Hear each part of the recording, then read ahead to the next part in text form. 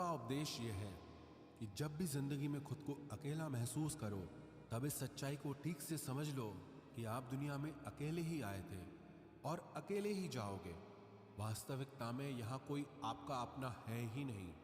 एक दिन जो माँ बाप हमें जन्म देते हैं वो भी हमें छोड़ के चले जाते हैं, तो औरों से तो क्या उम्मीद करना। और यदि कोई आपका साथ छोड़ दे तो याद रखना, वो ईश्वर सदा आपके साथ है। वो आपका साथ कभी नहीं छोड़ता। गीता में श्री कृष्ण ने अर्जुन से कहा, चाहे कोई मनुष्य मुझे माने या ना माने, लेकिन मैं इंसान का साथ कभी नहीं छोड़ता, क्योंकि ये सब मेरी ही संतानें हैं। इसीलिए अकेलेपन से कभी दुखी नहीं होना चाहिए, कभी डरना नहीं चाहिए, बल्कि किसी गलत इंसान के साथ रहने से डरना चाहिए। एक कहावत है ना कि something is better than nothing, कि कुछ नहीं से कुछ होना बेहतर है।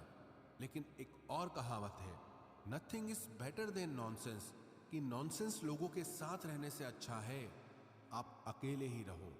इसलिए गीता का ये उपदेश है कि जो इंसान खुद को अकेला समझकर दुखी हो जाता है, उसे अकेलेपन से डरने की, दुखी होने की कोई जरूरत नहीं है। श्रीमद् भगवत गीता का 18वां उपदेश यह है कि जीवन में जब भी कोई मुश्किल आए तो हिम्मत मत हारो, बस थोड़ा धीरज रखो। जो लोग मुश्किल वक्त में खुद को थोड़ा संभाल कर धीरज कर लेते हैं, वो हर मुश्किल को आसानी से पार कर जाते हैं। लेकिन जो लोग मुश्किल से डर जाते हैं, उनकी मुश्किलें और बढ़ जाती हैं। और जो लोग मुश्किल में अपनी हिम्मत को संभाल लेते हैं, वो लोग बड़ी से बड़ी मुश्किल को भी आसानी से पार कर जाते हैं। गीता का 19वां उपदेश यह है कि जब कोई आपके साथ धोखा करे या छल करे, तो उसको कोसना या दुखी होना छोड़ दो, बल्कि उससे शिक्षा लो कि लोग असलियत में वैसे नहीं होते जैसा आप उन्हें समझ लेते हो। इसलिए किसी से भी इतनी उम्मीद नहीं लगानी चाहिए कि बाद में हमारा दिल ही टूट जाए। अपना दिल उस ईश्वर को समर्पित कर दो, फिर देखना आपका दिल कोई नहीं तोड़ पाएगा। भगवान श्री कृष्ण ने अर्जुन से गीता के 12वें अध्याय में कहा है, मय्येव मन आधस्त्वम मयि बुद्धिम निवेशय, कि हे अर्जुन, तू अपना मन और बुद्धि मुझ में लगा दे, अपना दिल मुझ में लगा दे, फिर देखना कोई भी इंसान तेरा दिल नहीं दुखा पाएगा, कोई भी इंसान तेरा दिल नहीं तोड़ पाएगा। गीता का 20वां उपदेश यह है कि अपने गुजरे हुए वक्त को भूल जाओ, क्योंकि अगर आप अपने गुजरे कल के दुख में जीते रहोगे तो आज में आप कभी खुश नहीं रह पाओगे। जो लोग समझदार होते हैं वो गुजरे हुए वक्त का कभी दुख नहीं करते। आपका बीता हुआ कल कैसा भी हो, पर उसका प्रभाव आपके आज पर नहीं पड़ना चाहिए। जो भी हुआ उससे सबक लो, सीख लो कि अब जिंदगी में हम ये आगे नहीं होने देंगे और अपनी जिंदगी में आगे बढ़ जाओ। गीता का 21वां उपदेश यह है कि प्रेम उसी से करो जो उस प्रेम के लायक हो। जिसे आपके प्रेम की कदर नहीं, उसके पीछे अपना प्रेम दिखाकर अपने आप को दुख मत पहुंचाओ। जिसे आपकी कदर ही नहीं, ऐसे इंसान से आप जितना दूर रहो उतना आपके लिए अच्छा है। गीता का 22वां उपदेश यह है कि हमारे रिश्तेदार ही हमसे सबसे ज्यादा जलते हैं। हमारी सफलता से सबसे ज्यादा दिक्कत हमारे रिश्तेदारों को होती है। बाहर वालों को कोई फर्क नहीं पड़ता कि आपके जीवन में क्या हो रहा है, पर जो आपके रिश्तेदार हैं उनकी पूरी नजर रहती है आपकी जिंदगी पर। बाहर से वो यही कहेंगे कि आगे बढ़ो, सफल हो जाओ, खुश रहो, पर आप जब थोड़ा सफल हो जाएंगे, अपनी सफलता के बारे में उन्हें बताएंगे या कोई खुशखबरी सुनाएंगे, तो कोई उसे सुनकर खुश नहीं होता। कई बार सारी दुनिया आपको पसंद करती है, आपकी तारीफ करती है, लेकिन आपके रिश्तेदार आपकी सफलता देखकर, आपकी खुशियां देखकर और भी जल जाते हैं। महाभारत का युद्ध बाहर के लोगों में नहीं हुआ था, वो तो भाइयों की आपसी लड़ाई थी। पांडवों के हर सुख से दुर्योधन जलता था। जब भी पांडव सफल होते उससे बिल्कुल भी बर्दाश्त नहीं होता था। वही भाइयों की आपसी लड़ाई की वजह से इतना घमासान युद्ध हुआ जिसमें न जाने कितने लोग मारे गए। गीता की 23वीं शिक्षा यह है कि आप जितना ज्यादा किसी में अपनापन और मोह रखोगे, वो आपको उतना ही रुलाएगा। सारी दुनिया में लोगों के साथ कितने ही हादसे होते हैं, लेकिन हमें कुछ खास फर्क नहीं पड़ता। लेकिन जिसे हम अपना मानते हैं उससे कुछ हो जाए तो बहुत तकलीफ होती है। दुनिया का व्यवहार हमें उतना दुख नहीं देता जितना अपनों के गलत व्यवहार से होता है। दुनिया बदल जाए तो दुख नहीं होता, लेकिन अगर अपना बदल जाए तो बहुत तकलीफ होती है। आप जिससे भी जितने ज्यादा गहरे जुड़ोगे उतना ही ज्यादा दुख भी आपको झेलना पड़ेगा। अक्सर आप उस इंसान को रोते हुए ही देखोगे जिसने किसी से बहुत ज्यादा मोह किया है। माँ बाप बच्चों की वजह से रोते हैं, प्रेमी प्रेम की वजह से रोते हैं। आप अगर किसी से बहुत ज्यादा अटैच हो जाओगे तो अंत में दुख आना तो बिल्कुल निश्चित है। सच तो यह है कि आप जिसे अपनी लाइफ में सबसे ज्यादा स्पेशल बना देते हैं, सबसे तेज थप्पड़ आपको वहीं से लगता है। कई लोग कहते हैं कि मुझे ऐसे इंसान से धोखा मिला जिससे मुझे कोई ऐसी उम्मीद ही नहीं थी। अब धोखा क्यों मिलता है? क्योंकि आप किसी इंसान को अपनी जिंदगी में वो जगह दे देते हैं जिसके वो लायक ही नहीं होता। आप किसी पर इतना ज्यादा भरोसा कर लेते हैं जिसके वो लायक ही नहीं होता। तो ये गलती सिर्फ उसकी नहीं, आपकी भी है कि आपको किसी से इस कदर नहीं जुड़ना चाहिए कि आगे चलकर आपको दर्द सहना पड़े। गीता की 24वीं शिक्षा यह है कि बहुत जल्दी छोटी छोटी बातों पर क्रोध करना आपको बर्बाद कर देगा। जो लोग बहुत जल्दी गुस्से में आ जाते हैं, सबसे पहले तो उन्हें अपने रिश्तों में कभी सच्चाई नहीं मिलेगी। सब आपसे डरेंगे, पता नहीं किस बात पे गुस्सा आ जाए।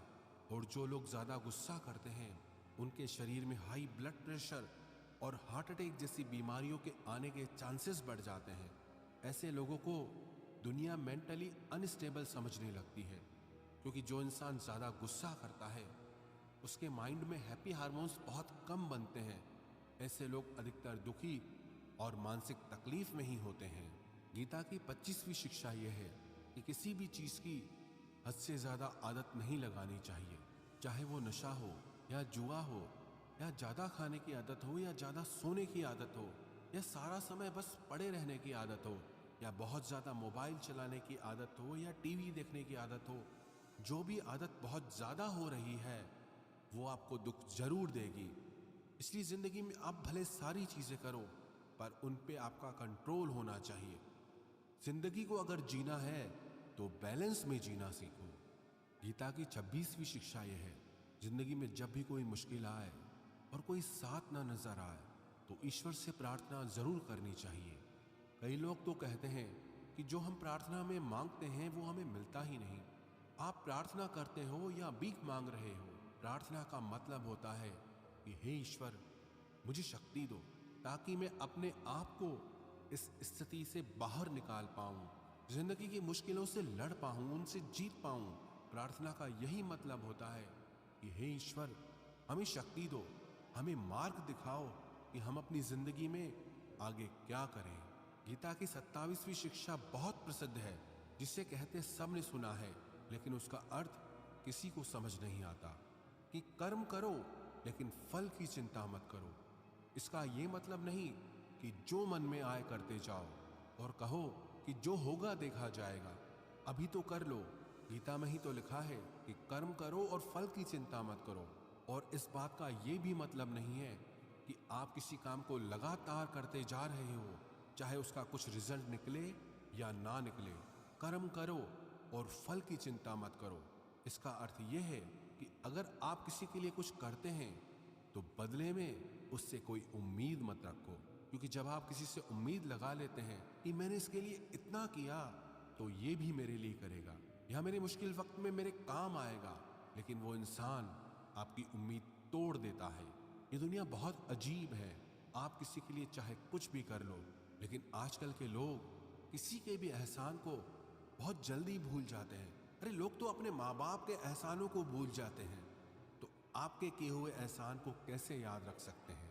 आप अगर किसी की मदद करते हो या किसी का साथ देते हो तो आज के युग में किसी से भी ये उम्मीद मत रखना कि वो भी आपका साथ देगा। इसलिए गीता का ये उपदेश है कि कर्म करो और फल के पीछे मत भागो, क्योंकि आप सिर्फ कर्म कर सकते हो, उसके फल को कंट्रोल करना आपके बस की बात ही नहीं है।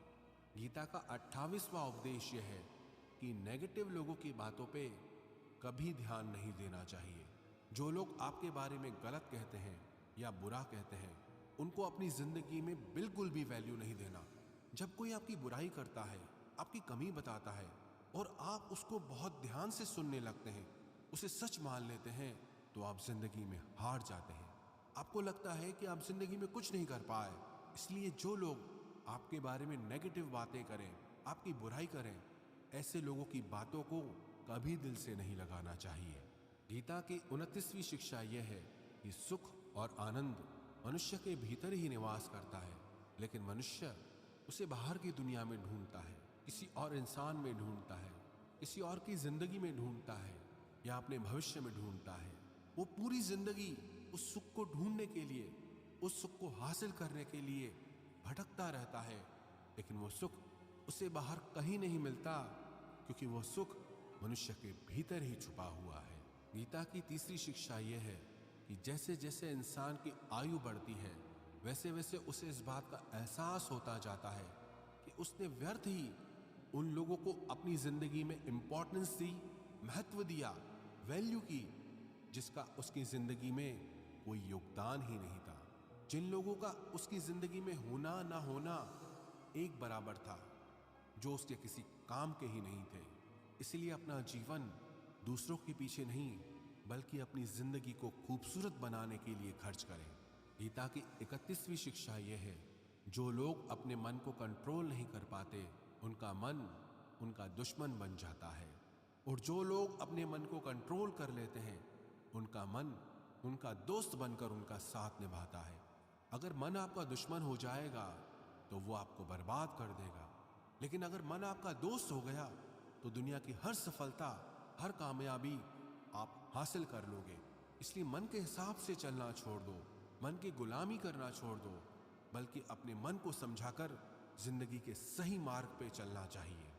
गीता की 32वीं शिक्षा यह है कि दुख और सुख जीवन में मौसम की तरह आते रहेंगे। ना सुख हमेशा रहने वाला है, ना दुख हमेशा रहने वाला है। इसलिए दुख आएगा तो घबराना नहीं चाहिए, और सुख आए तो उसकी आदत नहीं लगनी चाहिए, क्योंकि ये दोनों ही चीजें आज नहीं तो कल बदल ही जाएंगी।